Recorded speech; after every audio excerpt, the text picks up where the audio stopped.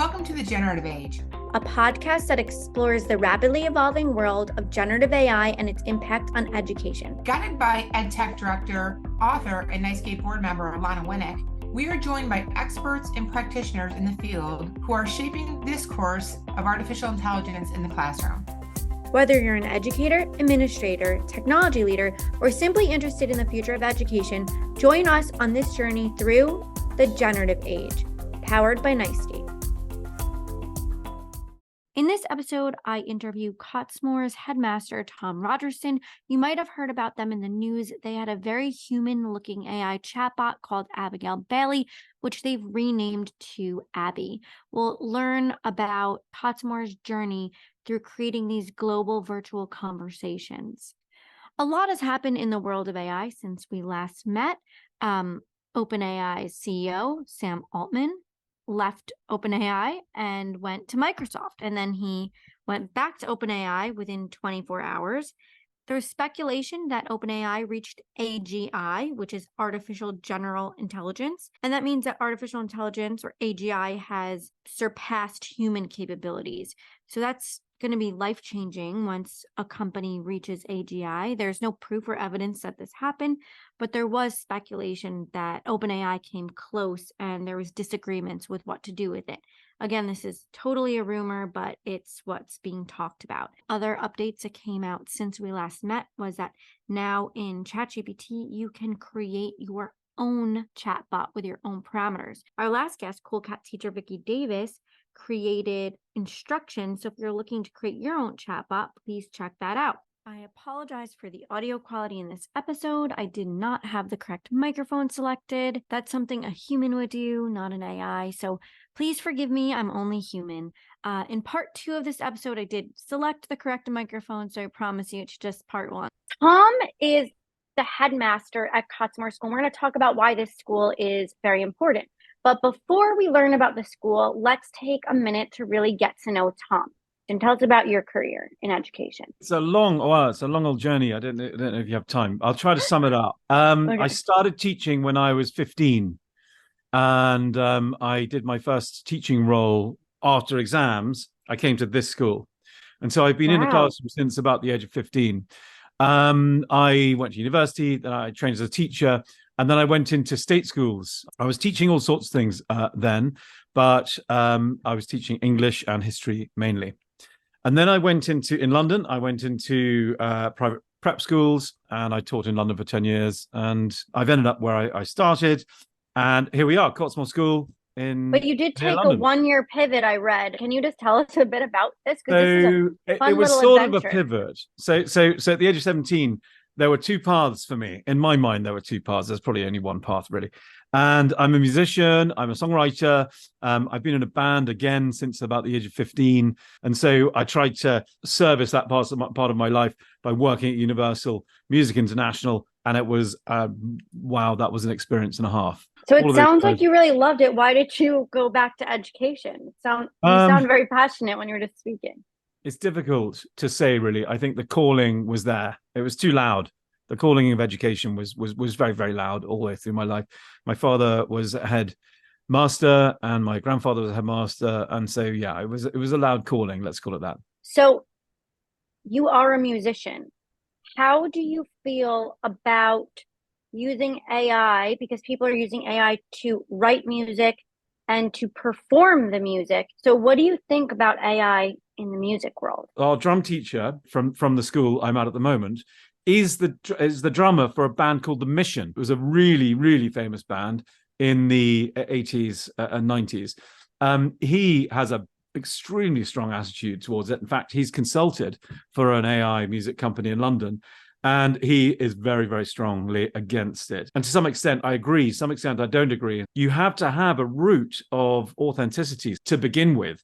And if everything is fabricated, then all you're doing is regurgitating artificial intelligence created material. So then it's a kind of a strange loop, and it's called something very specific, but it's a strange AI loop that it gets into, and it starts producing content with its own content. And that's not great. And I don't think that's a fantastic thing.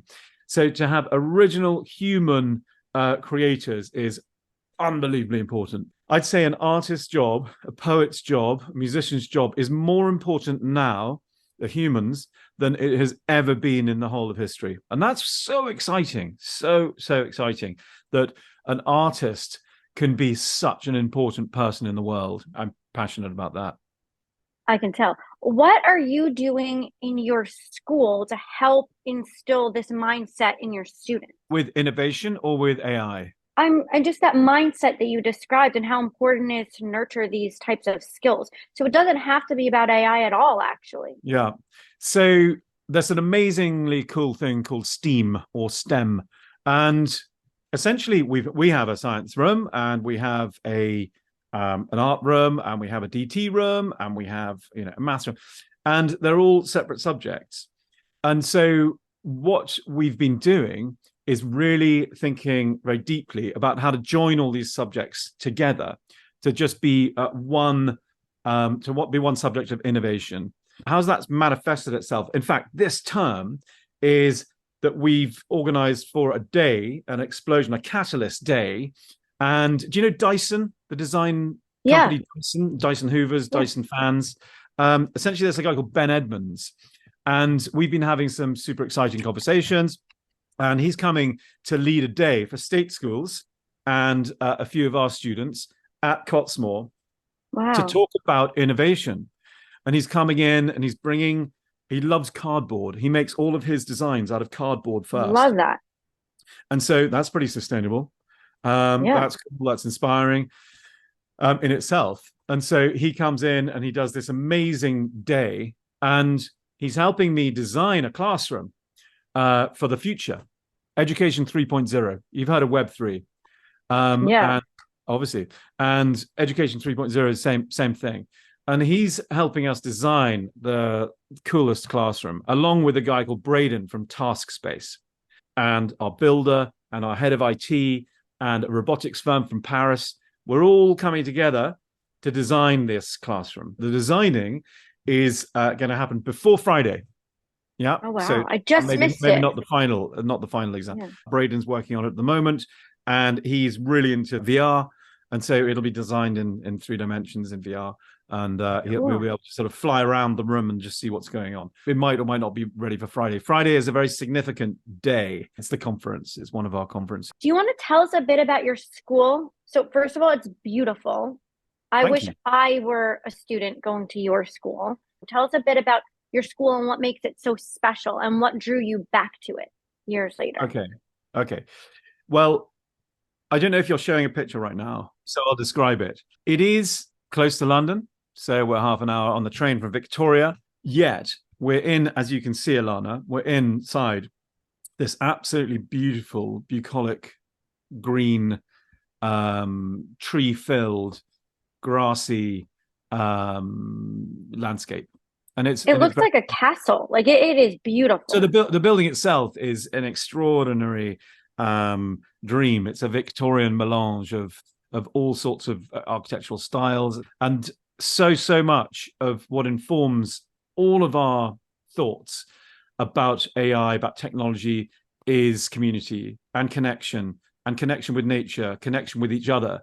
And if the technology doesn't improve or increase our connection to each other as humans, it has to go. It's gone. Sorry to say it, but I think there's an enormous amount of ed tech which doesn't do that. Which I agree. No, I agree with you. Give us time back. But I think actually used correctly, let's say that AI has the capability of transforming teachers' lives and creating so much well-being.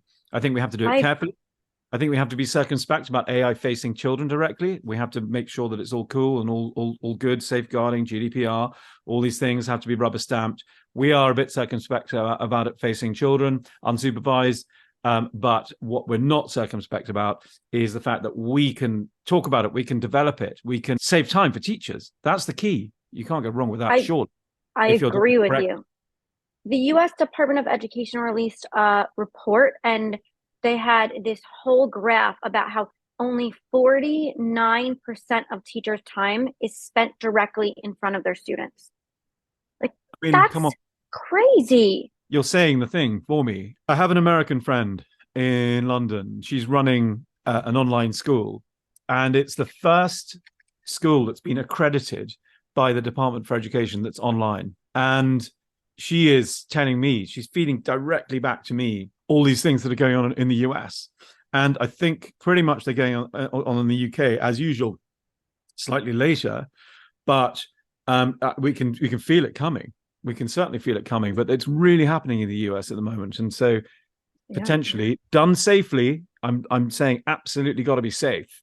It could transform teachers' lives and actually attract teachers to the industry and make people want to join the teaching industry. Because imagine you go into teaching, you didn't go into teaching to sit at a computer.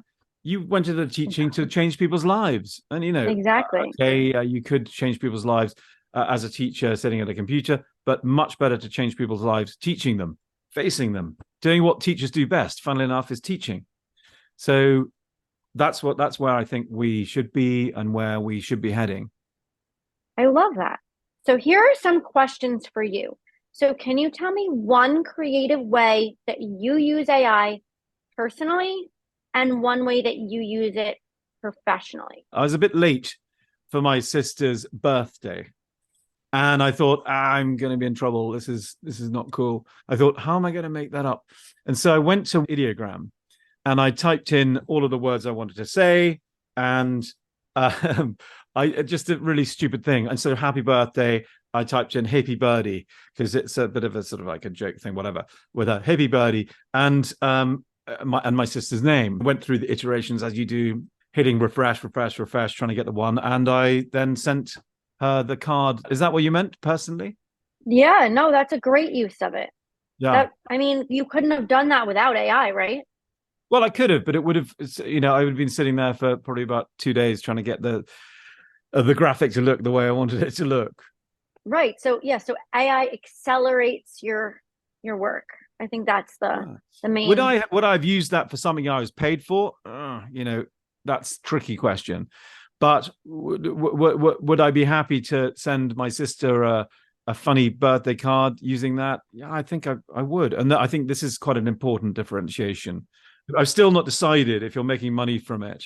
But if you were making money from it, let's say you were being paid to present and you really just needed this graphic, and let's say you're just not a good artist, just not your strength, but you could use AI to help you get your message across in a clearer way. Yeah. I mean, if you're illustrating a point, and you say, here's a picture, I do think it needs to be cited. Shall I show you an image that I created? Sure. And then I'm going to show you one that I created. So that's an image of beautiful sunset around about golden hour. And they are chilling on the grass talking. And they're talking about AI. One person saying, yeah, AI is awesome. And the other person saying, hey, guys, we need to be careful. It's a thumbs down from me at the moment. And this is, just people who've been living inside it and mucking around with it. This is super obvious. This is created. It's a really interesting question.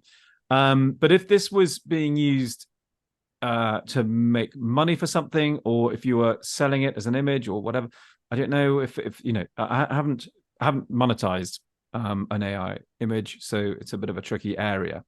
I think citing is a good thing.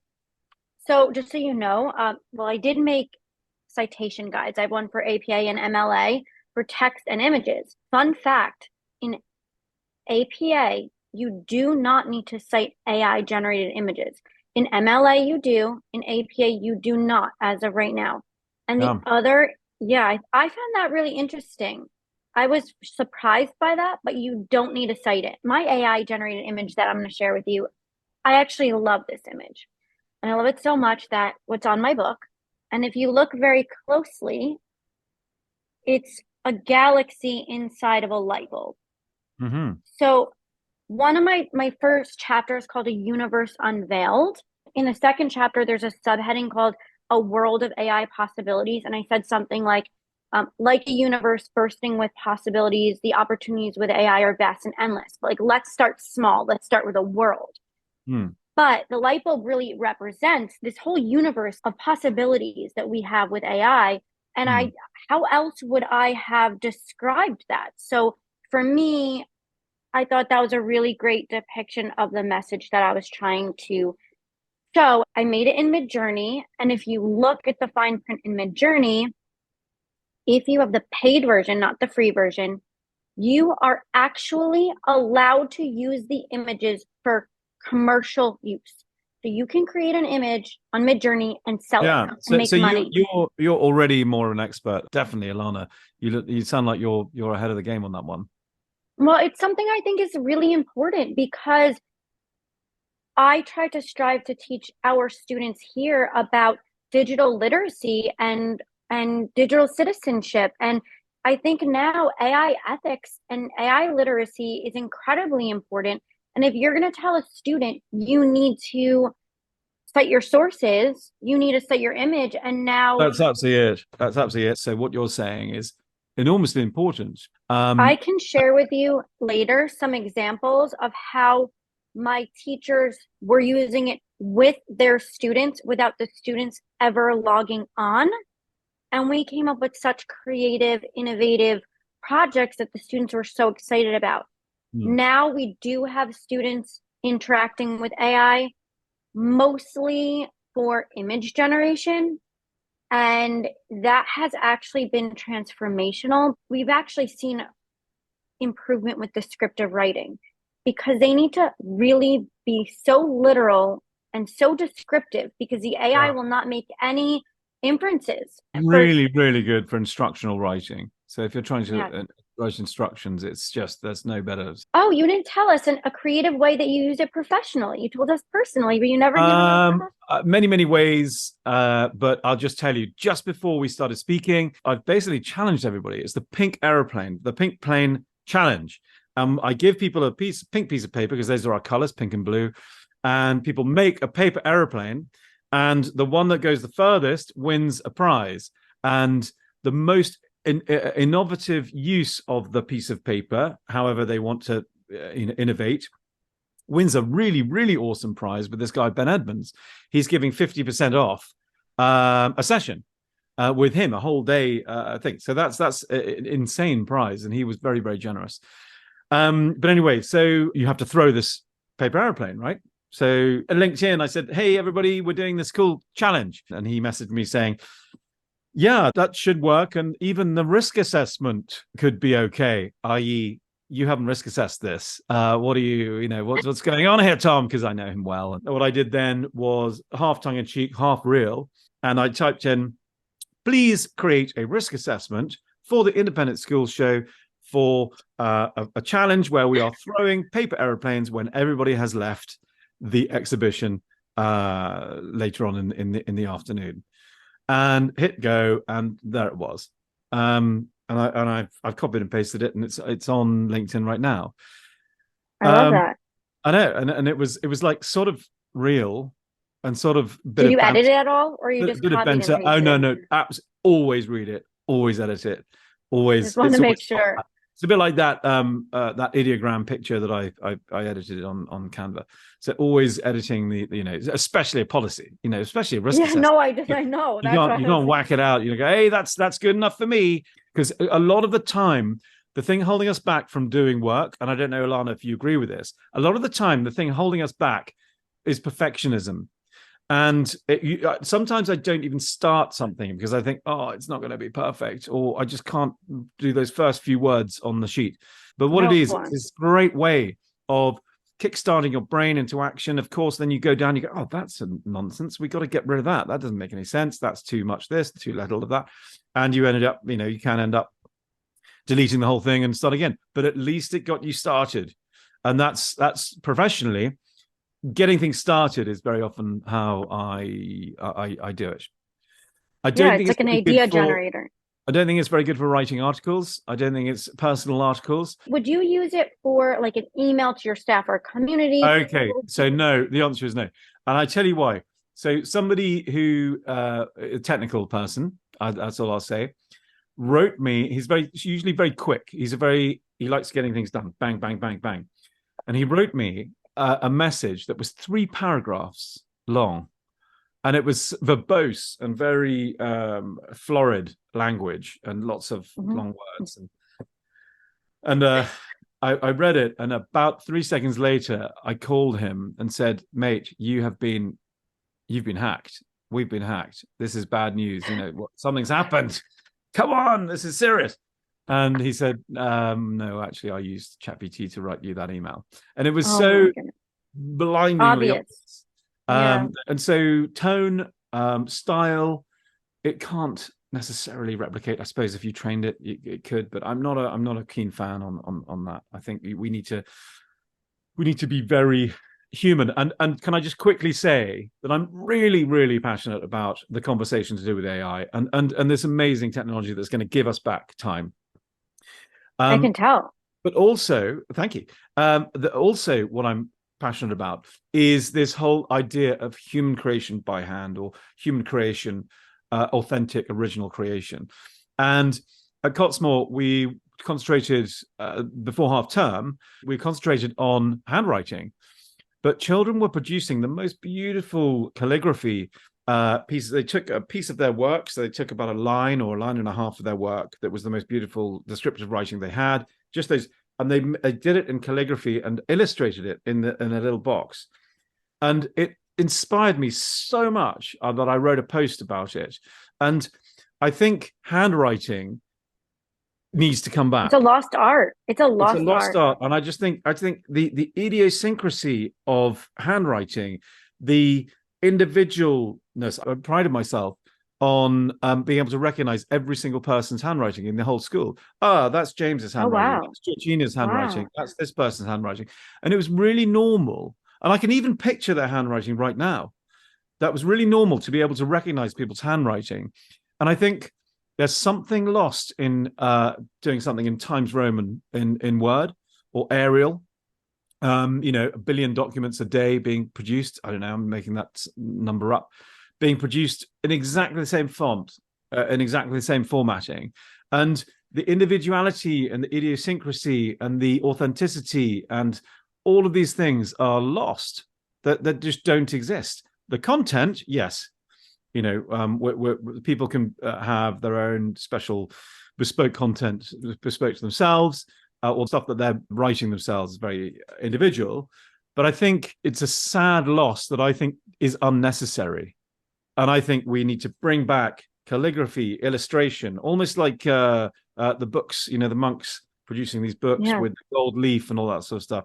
And I just think that there's scope for bringing back handwriting, as well as adopting this incredible AI technology. I don't think you need to just adopt AI and child-facing AI, and you don't need to. It's not necessary. You have to go all out down one track. I think you can bring back handwriting. I think you can bring back idiosyncratic, human, authentic creation. So I think teachers would say, I'm not saying my own, I can imagine a teacher saying, but when am I going to do that? Where does that fit in my schedule? What would you say to a teacher that asked that? When am I going to do what? Which part? Teach handwriting. In English? Bring it back. Bring back handwriting. Well, some teachers, some English teachers, they want to put the laptops away and bring back loose leaf paper and blue books and make the students handwrite their essays. And it's not for the same reason that you want to bring back handwriting. It's because they're so scared of AI that they don't even want to risk a child using it, and they'd rather have them handwriting. Why not just let the teachers do that? Let the teachers do that. Not ever using a laptop. Now that's very silly. Not ever using. I've heard that. That's also silly. It's both. You can do both. That's the key. I agree. It's the key message. I know. Do both. Last question of this segment. How do you envision the future of education in a world with artificial intelligence? Spending more time with each other, spending more time in nature, getting stuck in with getting outside, no matter where you are. Go to a piece of nature and be in and with nature. Try growing stuff. Also, my vision for a future with or without AI, because Cottesmore is making a decision now. We're making a decision. Are we going to reject it? Are we going to, go with it? We're not. Right. We're having this amazing, passionate conversation. Life is short. Yeah, we need to spend time with each other. We need to spend more time with each other, loving each other, talking to each other, understanding each other. And that's where I see the future. Now, you can use AI for good. You can use AI for bad. You've got a hammer and you hammer this way, bang, bang, bang, and you've made a house. I'm making a house. Just do it like literally 1 inch this way, bonk, and you had good, build a house. Oh, ow, bad. You've hit yourself. It's the way you use it. It's the way we use AI. We could just not use hammers. We could just say no more hammers. We could say no more AI. And that's fine by me as well. It is about life with and without AI. It's our vision that counts, Alana. Your vision, my vision of how we want the world to be, not how we want AI to be, how we want the world to be. Exactly. And I think the other thing that's really important to me, and it's not really AI based, is that there are certain things from the old world, the pre-Web3 world, and going into the Web3 world. And I think it's hugely important that we put all the good stuff in a backpack and we take it with us over the bridge. And I feel like that's my job. And it's really, really key. These sort of old traditional values, being sociable, being kind, opening the doors for each other, being a good community person. I just think they need to be put in that backsack and taken over the bridge into the Education 3.0 world. I want to do it in a really open and democratized way, and in a conversation with everybody else. Don't get me wrong. I don't want to do this in a silo. Right. But I think taking the good stuff from the old world and bringing it over the bridge to the new world, that's what I want to do. I want to do that. I love that. So I had John Spencer on my podcast. His question for Vicki Davis, who was on before you, was literally what you just described. So I just want to play it for you. Obviously, artificial intelligence has amplified the need for human skills. But I'm curious, what does she think are the timeless skills that were important 200 years ago that will be important 200 years from now? Literally what you just brought up, right? Yeah, he literally said we were saying the same thing. I know, that's why I wanted to play it for you. And never in the history of humanity has the job of being an artist, a writer, a poet been more important. I truly believe that. And that he literally just said that, didn't he? In other words. I know. That's why I wanted you to listen to it, because I was like, amazing. Thank you. Yeah, you need to check out his episode of the podcast. You will adore him. He's so smart. Join us next time for part 2, where we'll dive deep into the journey from Abigail Baily, the human-looking AI chatbot, to Abby, the strategic leadership chatbot that has less human characteristics, and why those decisions were made, as well as Cottesmore's journey through creating these global virtual conversations. See you next time. Thanks for tuning into this episode of The Generative Age, powered by Nightscape. For a deeper dive, check out my new book titled, How'd You Guess? The Generative Age, now available on Amazon. Our journey may pause here, but the conversation doesn't need to end. Stay connected and informed by following me on social media at Alana Winnick and subscribing to my newsletter, all conveniently accessible on my website, alanawinnick.com. Don't just listen, be a part of it. With your free Nightscape membership, you can join these live discussions, enroll in our free Generative Age Nightscape community, where you can share resources, ask questions, and collaborate with like-minded colleagues. If you enjoyed this podcast, consider leaving a review and telling a colleague or a friend. We've got so much more in store, so be sure to join us next time for another exciting conversation. Until then, keep learning and keep growing in the Generative Age.